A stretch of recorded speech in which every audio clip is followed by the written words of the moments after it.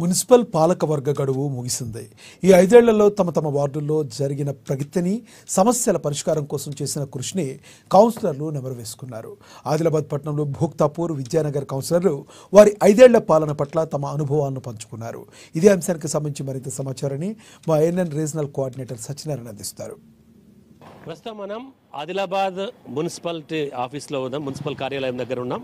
అయితే ఈ నెల 26తో మున్సిపల్ పాలకవర్గ గడువు అయితే తీరిపోయింది. అయితే ఇక్కడ మున్సిపల్ పరిపాలనకు సంబంధించి స్పెషల్ ఆఫీసర్గా ITDA PO Khushboo Gupta, additional collector Khushboo గుప్తాను స్పెషల్ ఆఫీసర్గా అయితే నియమించారు. అయితే మరి ఈ గడిచిన 5 ఏళ్ల కాలంలో వాళ్ళ పరిపాలన గురించి, అలాగే ఆయా వార్డుల యొక్క అభివృద్ధి గురించి కానీ, లేదంటే 5 సంవత్సరాల కౌన్సిలర్గా వాళ్ళ యొక్క స్పందన ఏందో మనతో పాటు కొంతమంది కౌన్సిలర్లు ఉన్నారు. వాళ్ళని అడిగి వాళ్ళ స్పందన మనం తెలుసుకుందాం. సతీష్ గారు చెప్పండి, 5 ఏళ్ళ అంటే గతంలో కూడా దాదాపు 2 టర్ములు కూడా మీరు కౌన్సిలర్గా పనిచేశారు. కానీ ఈ 10 సంవత్సరాల కాలంలో ఒక కౌన్సిలర్గా మీ అనుభూతి ఏంది? ప్రజల సమస్యలు తీర్చడంలో గత ప్రభుత్వం కావచ్చు, ప్రస్తుత కాంగ్రెస్ ప్రభుత్వం కావచ్చు, వాళ్ళ యొక్క కృషి ఏ విధంగా ఉంది? నేను గత 2 టర్ములుగా మున్సిపల్ కౌన్సిల్ ఫ్లోర్ లీడర్గా, పురపాలక కౌన్సిల్ ఫోరం అధ్యక్షులుగా కూడా ఆదిలాబాద్ మున్సిపాలిటీకి సేవలు అందించినాం. గతంలో చూస్తే గత కరోనా తర్వాత ఆదిలాబాద్ మున్సిపాలిటీకి నిధులు చాలా తక్కువ వచ్చినాయి. ఏదైతే మా దగ్గర మా పురపాలక కౌన్సిల్ ఫోరం మా అధ్యక్షులు గారు కానీ, మా కౌన్సిల్ కానీ, అంటే ఈ గత 4 సంవత్సరాల కింద ఈ కరోనా తర్వాత ఒక్క నిధులు ఏం రాలే. గతంలోనే ఎక్సెస్ అన్నీ చేసుకున్నారు, కానీ అప్పటి నుంచి బడ్జెట్ లేక నిధులు చాలా వరకు ఇప్పుడు ఎక్కడ వర్క్స్ ఏం స్టార్ట్ లేవు. ఇప్పుడు కాంగ్రెస్ గవర్నమెంట్ వచ్చిన తర్వాత, మొన్న రేవంత్ రెడ్డి గారు సీఎం అయిన తర్వాత మొన్ననే టీవీఎఫ్ఐడిసి గ్రాంట్ కింద ఒక 11 కోట్లు మంజూరు చేసిండు. ఆ వర్క్స్ అన్ని వార్డులలో నడుస్తున్నాయి. మొన్న ఒక 15 రోజుల కిందనే ఇన్ఛార్జ్ మంత్రి సీతక్క గారు వచ్చి ఇనాగ్రేషన్ చేసిండ్రు. ఆ వార్డులలో వర్క్స్ నడుస్తున్నాయి. కానీ ఈ 5 సంవత్సరాల కంటే ఇప్పుడు ఈ సంవత్సరంలోనే ఈ ఒక 2-3 మంత్స్ కిందనే ఒక 11 కోట్లు రావడం జరిగింది. అదేవిధంగా కొన్ని గ్రామ పంచాయతీలలో కూడా నిధులు ఇచ్చిండ్రు. ఇక కాంగ్రెస్ గవర్నమెంట్ వచ్చిన తర్వాత సంక్షేమ పథకాలు గతంలో టీఆర్ఎస్ గవర్నమెంట్లో చూస్తే 8 సంవత్సరాలు 9 సంవత్సరాల కింద రేషన్ కార్డులు ఇచ్చి, మళ్ళీ దాని తర్వాత 9 సంవత్సరాల దాకా ఒక్క రేషన్ కార్డు ఇవ్వలే. అదేవిధంగా పెన్షన్లు కూడా చూస్తే స్టార్టింగ్ గవర్నమెంట్ 9 సంవత్సరాల కింద పెన్షన్లు ఇచ్చి అవి ఆపివేయడం జరిగింది. ఇప్పుడు సీఎం రేవంత్ రెడ్డి గారు ముఖ్యమంత్రి అయిన తర్వాత ఫస్ట్ ఆయన స్టార్టింగ్ వచ్చా అంటే ఫస్ట్ ఆర్టీసీ ఉచిత ప్రయాణం కానీ, కరెంటు బిల్లు మాఫ్ కానీ 200 యూనిట్ల లోపు, అదేవిధంగా గ్యాస్ సబ్సిడీ కానీ ఇవ్వడం జరిగింది. దాని తర్వాత ఇప్పుడు మొన్న 11 కోట్లు గ్రాంట్ ఇచ్చిండ్రు.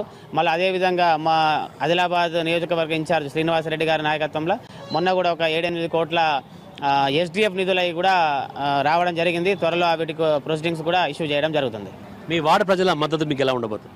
వార్డు ప్రజల మద్దతు మా దగ్గర పార్టీలకు అతీతంగా ఉంటుందండి. ఎందుకంటే ప్రజలకు ఏముంటుందంటే సర్వీస్, ఎవరైతే ఫోన్ చేస్తే ఫోన్కు రెస్పాండ్ అవుతారో, అదేవిధంగా ఇప్పుడు అధికారంలో కాంగ్రెస్ గవర్నమెంట్ ఉంది కాబట్టి గవర్నమెంట్లో ఉన్న వాళ్ళతోటే కొద్దిగా పనులు కానీ, నిధులు కానీ, వాడకట్టుకు అవకాశాలు కానీ వచ్చే అవకాశాలు ఎక్కువ ఉంటాయి. కాబట్టి అధికారంలో ఉన్న ప్రభుత్వానికి ఎక్కువ మద్దతు ఉంటుంది. దాంతోపాటు మేము కూడా 2 టర్ముల ప్రజలకు మంచి సేవలు అందించినాం కాబట్టి మరోమారు కూడా ప్రజలు మాకు అవకాశాన్ని అందిస్తారని నమ్మకం ఉంది. అలాగే విద్యానగర్ కౌన్సిలర్ కల్లాల శ్రీనివాస్ గారు మనతో పాటు ఉన్నారు. చెప్పండి, గడిచిన కౌన్సిలర్గా మీ పదవి బాధ్యతల పట్ల మీ స్పందన ఏంది? నమస్కారం అండి. అందరికీ మా న్యూస్ వారికి నమస్కారం తెలియజేసుకుంటూ, గత 5 సంవత్సరాల కంటే ముందు 2000లో కూడా మేము ఉంటిమి. ఇప్పుడు కూడా 2 పర్యాయాలుగా కంటిన్యూగా చేస్తున్నాను. అయితే విద్యానగర్లో మాత్రం లాస్ట్ టైం కంటే ఇప్పుడు లాస్ట్ టైం ఒక 3.5 కోట్లు, ఇప్పుడు ఒక 4.5 కోట్లతోటి అభివృద్ధి పనులు విద్యానగర్ వాసులకు మరి చేయించడం జరిగింది. మా వాడకట్టుకు ఏదైతే మున్సిపాలిటీ ద్వారా 2 కోట్లు, మరి స్కూల్కు 1.5 కోటి, మళ్ళా పెద్ద అచీవ్మెంట్ ఏమంటే మా దగ్గర 33 kV లైన్ ఇండ్ల మీదకి వెళ్ళిపోతుండేనండి. ఆ 33 kV లైను 3 మినిస్టర్లు, 3 ఎమ్మెల్యేలు మరి వాళ్ళతోటి కూడా కాలేదు. లాస్ట్ టైము నేను కౌన్సిల్లో గెలిచిన తర్వాత నాకు పక్కవాడు యాడ్ అయింది. అయితే అక్కడ ఎక్కువ సమస్య ఉండే 33 kVది ఇండ్ల మీదకి వెళ్ళిపోయి అవి అట్లా ఒక 41 ఇండ్ల మీదకి వెళ్ళిపోతుండే. 250 మంది అంటే 41 కుటుంబాలు దాంతో విలవిలలాడుతుండే 3 మంది చనిపోవడం కూడా జరిగింది. అయితే దానికి స్పందించి మేము మరి వాడకట్టు నుంచి తీసుకొని ఫీడ్బ్యాక్ తీసుకొని మరి హైదరాబాద్కి అయితేనేమి వరంగల్కి అయితేనేమి వెళ్ళి 33 kV లైన్ని మరి షిఫ్టింగ్ చేయించడం జరిగింది. ఆ ఇంటి నుంచి పోయే వాళ్లకు మొత్తం ప్రాణ నష్టాన్ని కాపాడి మరి ఆర్టీసీ నుంచి పక్క రోడ్ నుంచి తీసుకెళ్ళి అది అద్భుతమైన నా జీవితంలో చెప్పుకోదగ్గ అటువంటి అయిన మైలురాయి. అది ఎప్పటికీ నా మనసులో మరియు మా విద్యానగర్ మనసులో ఉండిపోతుంది. అట్లనే బీటీ రోడ్లు కానీ డ్రైన్స్ కానీ చాలా కీలకమైన అక్కడ ఇంతకంటే ముందు ఎవరు కూడా చేంజ్ చేయలేదు. 2000 నుంచి మేమే ఉన్నాము. అప్పటి నుంచి ఇప్పటి వరకు క్లీన్ రోడ్లు ఎప్పటికప్పుడు ఊడిపించడం కానీ ఎప్పటికప్పుడు డ్రైన్ క్లీన్ చేయడం కానీ ప్రతిరోజు మా కాన్సెప్ట్లో ఉంటుంది.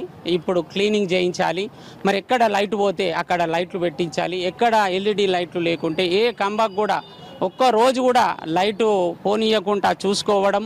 మరి చెత్త ఆటోల్ని కూడా డైలీ ఎప్పటికప్పుడు పర్యవేక్షణ నుంచి ఎవరింటికి రాకుంటే వాళ్ళ ఇంటికి ఫోన్ వస్తే అప్పటికప్పుడు ఫోన్ చేసి అక్కడి నుంచి చెత్త లేపించడము. బోర్వెల్స్ రిపేర్ అయితే బోర్వెల్స్ చేయించడము. నల్లాలు బాగా మాకు మిషన్ భగీరథలో బాగా ప్రాబ్లమ్స్ ఉండే, కానీ ఆ మిషన్ భగీరథలో ఎంత ప్రాబ్లమ్స్ ఉన్నా మున్సిపాలిటీ ఇంజనీర్లకు మరియు మిషన్ భగీరథ వాళ్ళకు చెప్పి ఎప్పటికప్పుడు కోఆర్డినేషన్ చేసుకుంటూ చేసిన మైనా లీకేజీలు అవుతూనే ఉన్నాయి. మేము చేసుకుంటూనే వెళ్తున్నాం. ఎప్పటికప్పుడు మా వాడకట్టు నుంచి ఏ ఫోన్ వచ్చినా ప్రతిదీ రెస్పాన్స్ ఇస్తూనే పోతుంటాము. డెవలప్మెంట్లో ఎప్పుడు కూడా వెనుకకు రాలేదు. అందరి పెద్దల ఆశీర్వాదంతో ఎప్పుడు కూడా మేము డెవలప్మెంట్లో వెనుకకు రాలేదు. అయితే ఇప్పుడు మొన్న 11 నెలల కిందట మేము కాంగ్రెస్ పార్టీలో జాయిన్ అవ్వడము, కందిసీనన్న ద్వారా మొన్ననే 4 కోట్ల రూపాయలు బడ్జెట్ సీతక్క ద్వారా అప్రూవల్ చేయించి కందిసీనన్న పెట్టించడం జరిగింది. అందులో భాగంగా కూడా మాకు 5 లక్షల రూపాయలు యూత్ బిల్డింగ్కు అన్నగారు కందిసీనన్న ద్వారా పెట్టించడం జరిగింది. కందిసీనన్న ప్రతి ఒక్క విషయంలో మేము ఎప్పుడు కూడా వాడకట్టు డెవలప్మెంట్ని అడిగితే ఆ వాడకట్టు డెవలప్మెంట్ కందిసీనన్న మాకు ఎప్పటికప్పుడు మాకు టైం ఇచ్చి మరి ఎప్పటికప్పుడు పర్యవేక్షణ చేసుకుంటూ మమ్మల్ని కూడా పని చేయాలా మీరు అని చెప్పడం జరుగుతుంది. అయినా చేస్తాము అన్న అని చెప్పినాం.